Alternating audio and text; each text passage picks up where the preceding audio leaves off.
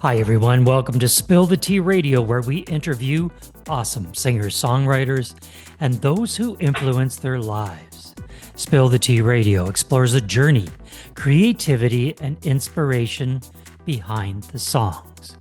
My next guest is a storyteller who crafts melodies out of her deepest emotions and experiences. In the aftermath of a major concussion, she found solace in music, pouring her heart out into every lyric and note. Her songs include soaring ballads that tug at the heartstrings and anthemic rock songs that ignite the spirit. So, let's spill the tea with Gracie Jet. Welcome, Gracie.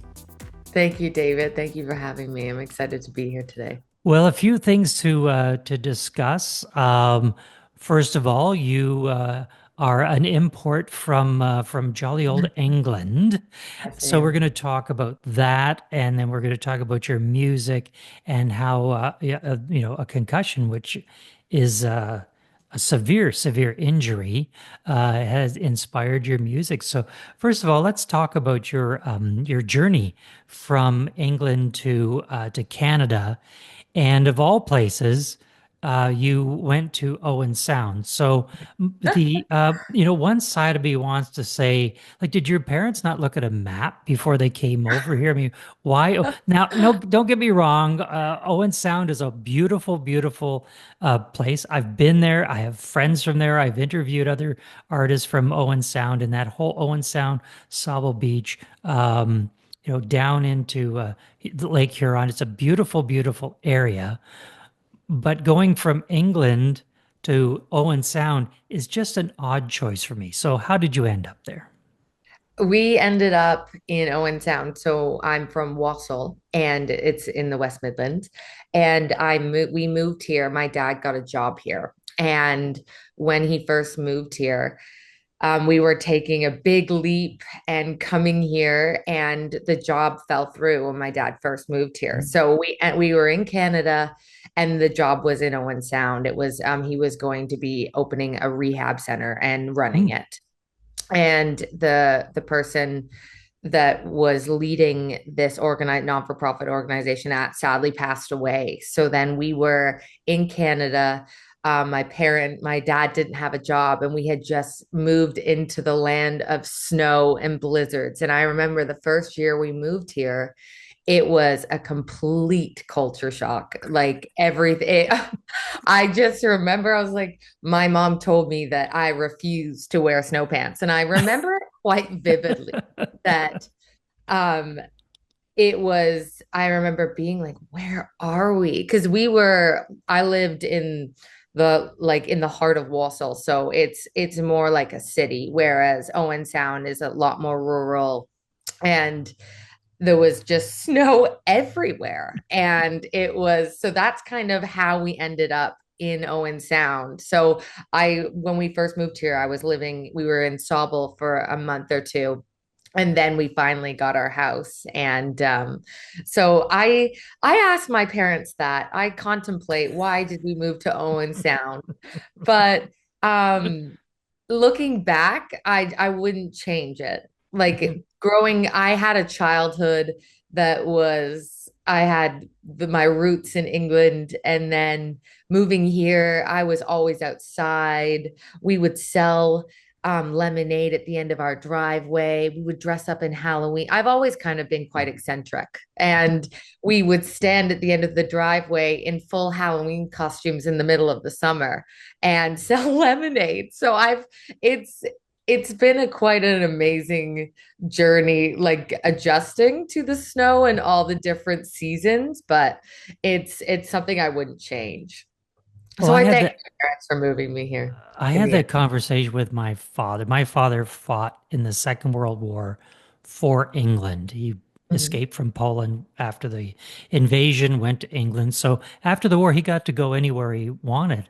And I said, that of all the places, Australia, warm, South Africa, warm. There's there's a lot of warm places that were under the British Empire at the time, and you chose Canada, probably one of the coldest places on the planet. So Now, where you were from, and I asked you before if you could slip into a British accent. You said you Yeah. can't do it, but certainly when you say wassail, it certainly comes. There's a little bit there. When you say there was a culture shock for snow, now we know that there is snow. You do get snow in in Britain, but it's Mhm. not that often. So, had you ever seen snow before you came to Canada? I had never seen snow. I know my whole family still lives in England, like my cousins, grandparents, Hmm. and I know they get snow now. But when I was younger, absolutely not. I had maybe seen frost on the ground, but that was it. Like I was saying to you earlier, I traded in my wellies for an ugly pair of snow boots, and I had never seen snow, not to this, not to the amount that was here. And I was like we were talking about earlier when we first moved here, we were so unprepared and we bought this large park property on 5 acres. And my dad was outside with a snowblower with a push one, and our driveway was very, very long. And he would be out there 3 or 4 times a day pushing the snow away. I think it took us a few years to get used to it. But no, I had never seen snow like this. Well, I could tell you that there are people in Canada that were born here and are still struggling with all the snow that we get sometimes. Your name, Gracie Jet, it's a performing name. It's not the name that you were born with. No. How did you settle in on Gracie Jet? Um, So when I was a little kid, my dad built us this stage in the backyard. You didn't really play outside the front of your house in England. This just wasn't something we did. And so he built like this kind of climbing frame stage for me in the backyard.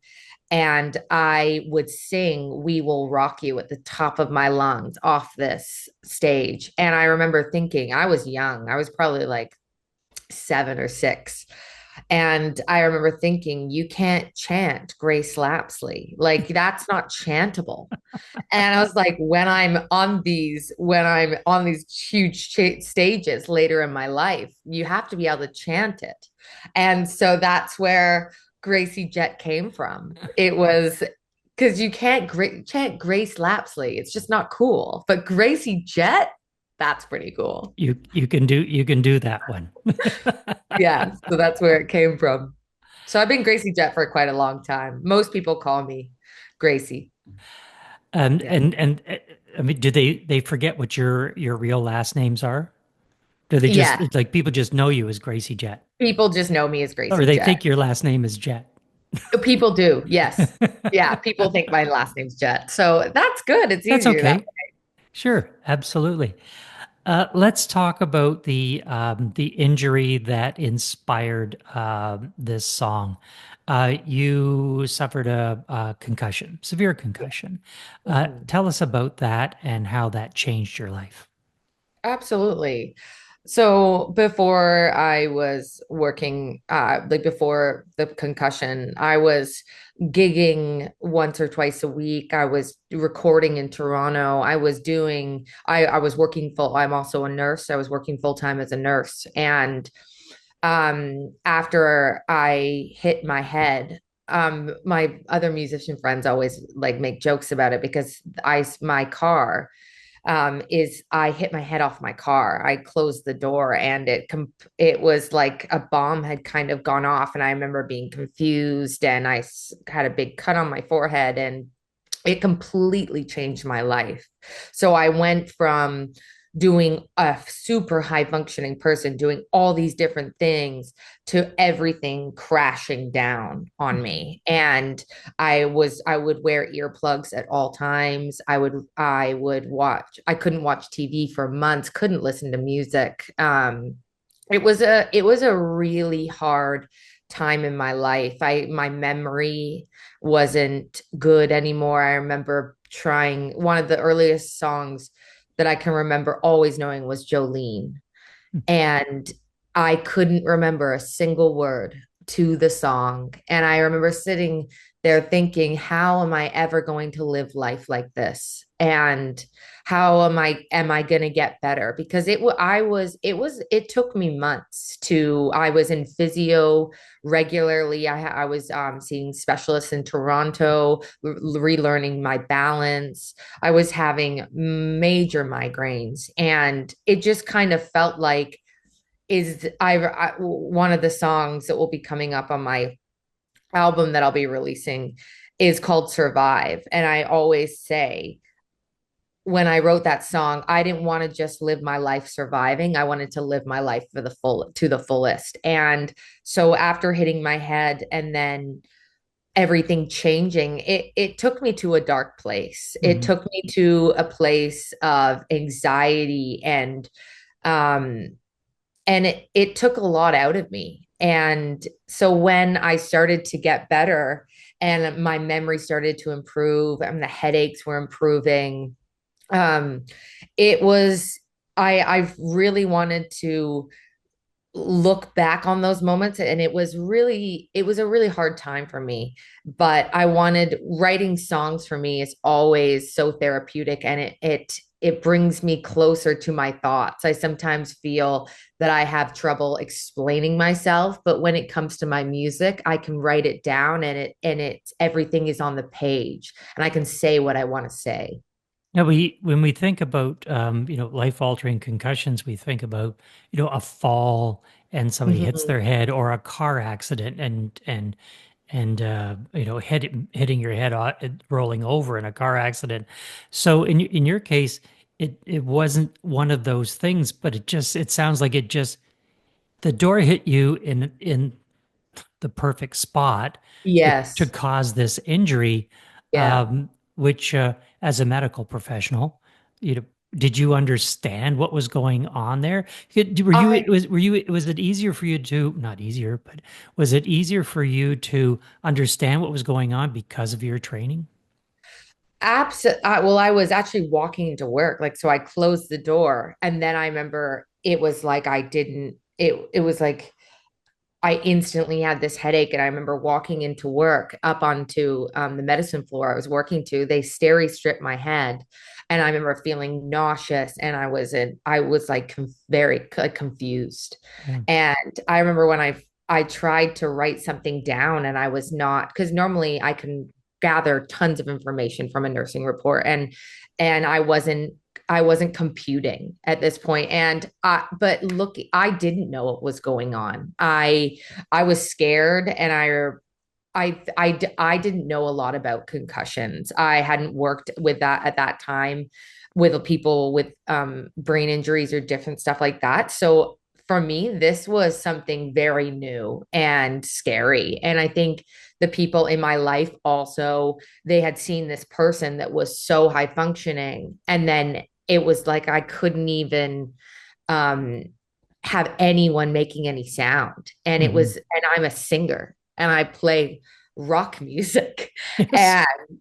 And it was it I don't think, for me, I didn't understand what was going on. I don't think the people around me understood what was Mhm. happening until months later, until I really started going to physio and working on getting better, like actively doing it. But it was this really scary time in my life, and it affected me, but also the people around me, because they had to watch me go through that, right? And it Right. was, but I wish that my training as a nurse, I've been a nurse for the last 7 years, and I think sometimes when something happens in your life like that, you're just not prepared at all. Mhm. And it was something really big in my life, and that was a really big curveball. But I wish, knowing what I know now, I would have seen the signs a lot more. Like, if I meet people with other concussions, I definitely understand what they're going through, because when you have a concussion, it's not like you have a broken bone and you have a cast on your arm. You're not visibly hurt, Mhm. right? And I think that's something I always struggled with too, because people, I think it's easier for people to understand when they see that you're hurt and it's visible than something that's in your mind, Right. if that makes sense. And what was the time frame for this? Like, how long ago did the injury happen? How long did it take you to recuperate where you could get back up on stage and start performing again? So it was 2 years ago now, and it took me 6 months to start actually functioning to like I had to cancel all my shows. I was off work and around 6 months to get to the point where I could do certain jobs and stuff. And I started to get better. I was working less and I slowly moved back into shows. So it took a while. Let's talk about your type of music. Absolutely. When people listen to it and they're going to, in the introduction, we talk about those anthemic, kinds of music where it starts off a little soft, maybe a little ballady, and then, the crescendo comes in where we've got, a full rock anthem. Where was or who inspired you to follow that genre? Because when we talk about your family influences in music, you say they're probably not they like music, but they're not inspiring as far as being professional musicians or playing instruments. So where did the inspiration come from to become a rock artist? I think I've always had it. I've had it in my bones since I was a kid. I loved listening to rock music. I loved listening to different songwriters. Like when I write a song, I love that build. I love that.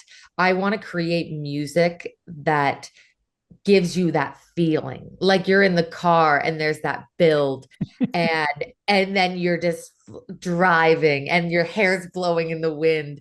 When I think, and I love upbeat music. I want to make people feel, I want to make them feel good. I want them to listen to my songs and then put it back on.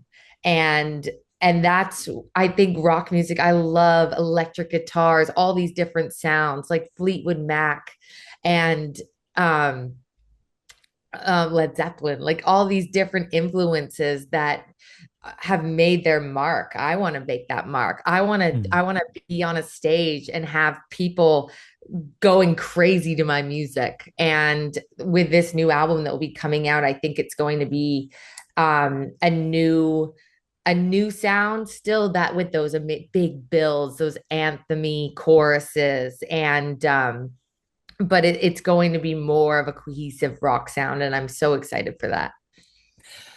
When I speak with other artists, they say, I want to do it all. I want to play it all. I want to play folk. I want to play rock. I want to play jazz. I want to do it all.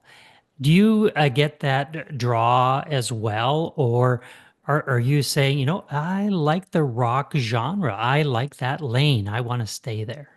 Hmm. I think when I write a song, I don't in my mind say it has to be rock. Like I want to do whatever serves the song. Sometimes songs can be more folky. I don't want to conform fully to that rock. I want to make my own music, and if the influences that come out are more folky or have a more of a country tinge or different stuff like that. I'm every song I make, I think it just comes from my emotions or feelings. So it depends on what it is. And that's I don't I want to do what serves the song and what feels right for the song and not just to try to kind of conform into a genre. Thank Let's you. get into one of the songs that Gracie Jet wrote. This song was released in October of 2024 and co-written with Josh Ritchie. Let's take a listen to singer-songwriter Gracie Jet and her song, Forest Fire.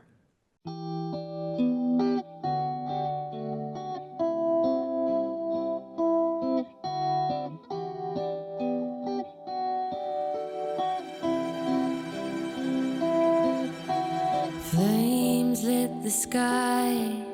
I was walking, I didn't try to run as the smoke filled my lungs. Heard echoes of your call, but I stopped to let the branches fall. I laid down with the embers. I didn't listen, I couldn't learn. I was lost and ready to burn.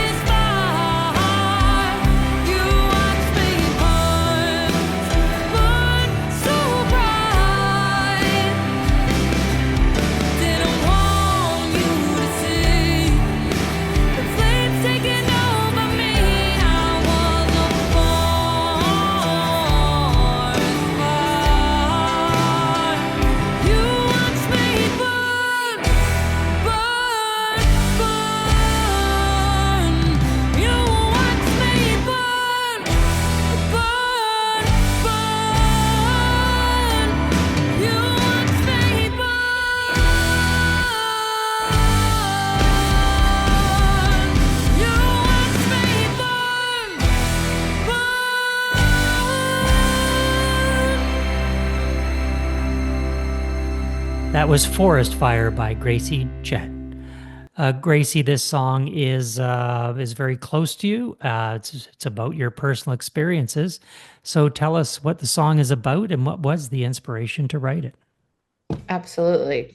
So like what we were talking about before, Forest Fire it is was born from the aftermath of my concussions. And when I got better, I remember because there was a lot of feelings. I remember at one point when I was getting a lot better, I was like, I just want to forget about that. I want to push it out of my mind. And that's not healthy. You can't push things out and expect them not to kind of drudge up at some point. And so this was my way of letting go of that part in my life, that wild anxiety, the uncertainty, feeling less than I was. And this song is kind of a goodbye, an angry goodbye to that part in my life. But like it says in the end of the song, now I listen, now I learn, I can sit back and watch the birds. And it's a closing of a chapter to a part in my life that there will always be a part of me, but it feels good to feel good. Gracie, how do people find out more about you and your music? What's the website? What are the socials and the streaming platforms? Absolutely. So you can follow me on any streaming platform at Gracie Jet. My website is www.graciejet.com. Make sure to check out my YouTube. I post a lot on Instagram. And I have live videos and some music videos on YouTube. So make sure to check me out, Gracie Jet. If you want to listen to a feel good anthem song, tune into Gracie Jet. Gracie, thanks for being with us. Thank you so much, David.